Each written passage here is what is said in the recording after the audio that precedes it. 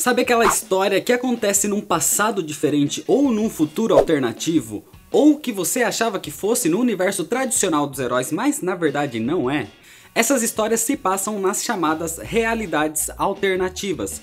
E hoje eu vou listar aqui os 10 melhores quadrinhos que se passam em realidades alternativas. Começando com um quadrinho que nasceu como jogo, mas a história que foi criada é tão boa que fez um tremendo sucesso nas HQs. Eu tô falando de Injustiça, Deuses Entre Nós, que inclusive teve anunciada a sequência do jogo há pouco tempo. Nesse quadrinho, o Superman é o vilão.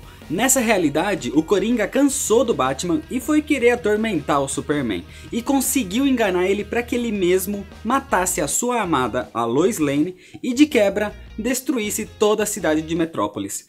Com isso, ele se rebela, mata o Coringa, vira um tirano e quer implantar a paz no mundo à força, tirando o livre-arbítrio das pessoas. E é claro que o Batman fica contra esse tipo de atitude. Seguindo essa rivalidade Batman vs Superman, a gente tem aqui uma das histórias mais clássicas do morcego, Batman, o Cavaleiro das Trevas. Escrita pelo Frank Miller, essa história se passa numa realidade em que num futuro, 10 anos depois que o Batman se aposentou e já quase não existem super-heróis, ele precisa voltar à ativa para dar um jeito no aumento da criminalidade em Gotham. Com isso, é claro que velhos vilões reaparecem, como o Duas Caras, o Coringa, e o Superman, que agora trabalha para o governo, precisa parar as ações do Batman. É uma história adulta e densa que mudou o rumo dos quadrinhos na época que foi lançada. E o combate épico aqui do Batman contra o Superman foi o que inspirou a luta deles no filme Batman vs Superman, A Origem da Justiça, inclusive com ele usando a armadura e tudo mais. A Era do Apocalipse foi uma história que aconteceu num passado alterado pelo filho do Charles Xavier, o Legião. Ele volta para o passado para tentar ajudar o pai. Ele pensa, já que o Magneto é o maior vilão dos X-Men, vou matar ele antes dele virar esse tirano para evitar essa merda toda. Mas esse plano sai muito errado e o Legião acaba matando o próprio pai, o Charles Xavier, fazendo assim com que ele nunca tenha criado a Academia Xavier ou os X-Men. Então quando o vilão Apocalipse surgiu, não tinha ninguém para combater ele, o que deixou o caminho livre para ele dominar a Terra e começar a Era do Apocalipse. Seguindo esse pensamento de cagadas tentando mudar o passado, a gente tem o mestre nisso, o Flash Barry Allen, que numa tentativa de evitar a morte da mãe, ele cria uma realidade totalmente distorcida na HQ Flashpoint. Aqui existe uma guerra entre os Atlantes do Aquaman contra as Amazonas da Mulher Maravilha. O Superman nunca foi criado pela família Kent, o Cyborg é o maior herói da Terra, o Bruce Wayne morreu no lugar dos pais, tornando o Thomas o Batman dessa realidade, entre outras diferenças. Então, para resolver a cagada, ele tem que dar um jeito de voltar e com isso ele acaba criando a linha dos Novos 52 da DC. Você já parou para pensar, e se a nave que trouxe o Superman, em vez de ter caído nos Estados Unidos, caísse na União Soviética? O que aconteceria? Essa pergunta é respondida em Superman Entre a Foice e o Martelo, escrita pelo Mark Millar em 2003.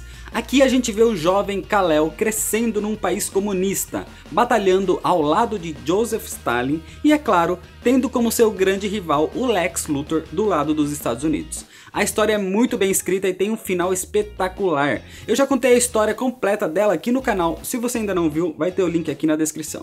Na Marvel existe todo um universo paralelo que ganhou várias histórias muito boas dentro dele. É o universo Ultimate, onde tudo é um pouco mais realista que no mundo tradicional dos super-heróis.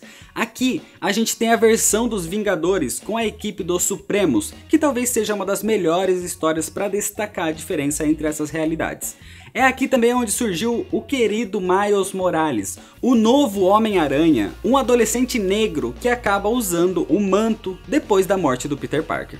Esse universo foi criado no ano de 2000, mas foi destruído agora em 2015 com a conclusão da saga de Guerras Secretas, mas muitos personagens foram incorporados ao universo tradicional da Marvel. Do lado da DC, a gente também tem todo um universo paralelo que ganhou várias histórias, não tão consistentes assim, mas surge muita coisa boa daí. Eu tô falando sobre a Terra 1, e aqui existe uma confusão para algumas pessoas, porque antes de Crise nas Infinitas Terras, a Terra 1 era o universo tradicional. Mas com a destruição do multiverso durante a crise, só sobrou uma Terra, a Nova Terra. Depois de Crise Infinita, algumas terras apareceram, entre elas a Nova Terra 1, que é onde se passa essas novas histórias, contando principalmente com novas origens, com algumas pequenas diferenças na personalidade dos heróis. Como exemplo, a gente tem Batman Terra 1, Mulher Maravilha, Novos Titãs e talvez a melhor recriação seja a do Superman. E falando em universos paralelos, não tem como deixar de fora velho Logan. Aqui é mostrado um futuro alternativo onde os vilões venceram os heróis e assumiram o controle da Terra. O Hulk enlouqueceu depois de tanto tempo com radiação no seu corpo e o Logan já não usa mais as suas garras ou o nome de Wolverine. O Gavião Arqueiro é um dos sobreviventes e leva o Logan numa viagem pelos Estados Unidos completamente devastado no melhor estilo Mad Max. É uma história muito bem roteirizada e muito violenta, e inclusive serve de inspiração para a personalidade dele no próximo filme do Wolverine, chamado só de Logan. E para a alegria de quem gosta desse Wolverine mais velho e mais amargurado, hoje ele faz parte do universo tradicional da Marvel depois das Guerras Secretas. Na DC, a gente tem mais um clássico, O Reino do Amanhã, escrito pelo Mark Waid e com a arte fenomenal do Alex Ross. É apresentado um futuro onde todos os heróis se aposentaram menos o Batman, e os novos heróis que surgiram já não sabem mais a linha que separa eles dos vilões, o que força com que a velha guarda retome a ativa. Uma história muito madura e voltada para que vejamos os super-heróis como deuses na Terra. E para finalizar essa guerra entre Marvel contra DC, a gente tem as duas juntas aqui em Liga da Justiça e Vingadores de 2003, com arte sensacional também do nosso querido George Pérez. Uma história que apresenta os mais famosos super-heróis das duas editoras se aliando para lutar contra o vilão Krona e evitar a catástrofe que se tornou esse universo paralelo onde as duas equipes convivem desde as suas criações. Muitas histórias precisaram ficar de fora, mas deixa nos comentários as que você acha que deveriam ter sido listadas aqui. Deixa sua sugestão para próximos temas dos vídeos de lista de quadrinhos. E se você ainda não é inscrito, clica no botão vermelho de se inscrever aqui embaixo. Deixa seu like se você gostou desse vídeo. Muito obrigado, valeu e até mais.